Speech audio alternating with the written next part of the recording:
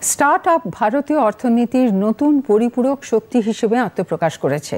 পাট শিল্প নিয়ে একটি স্টার্ট আপ পরিচালনার সঙ্গে যুক্ত চৈতালি দাস এবারে সাধারণ বাজেট নিয়ে তার প্রত্যাশার কথা দূরদর্শনকে জানালেন। আমরা যখন স্টার্ট আপ করি স্টার্ট করি তখন অনেক রকম ছোট পুঁজি নিয়ে তো অনেক আশঙ্কা থাকে, আনসার্টেনিটিস থাকে। তো সেই জন্যে আমি চাইবো যে স্টার্ট আপ এবং আমাদের মতো বা যারা নেক্সট জেন যে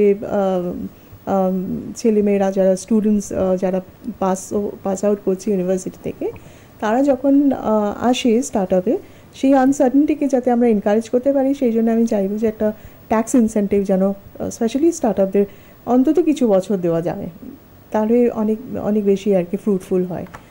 আর বিশেষ করে আমার মতো যারা করেন এই জুট নিয়ে যারা কাজ করছে বা ওয়াটার হাইসেন্থ নিয়ে বানানা লিফ নিয়ে, এটা ইকো ফ্রেন্ডলি নিয়ে মানে জিনিসটাকে আমাদের এস্টাবলিশ করতে হয়, প্রোডাক্ট এস্টাবলিশ করতে হয়, সেই জন্য এটা অনেক বেশি চ্যালেঞ্জিং।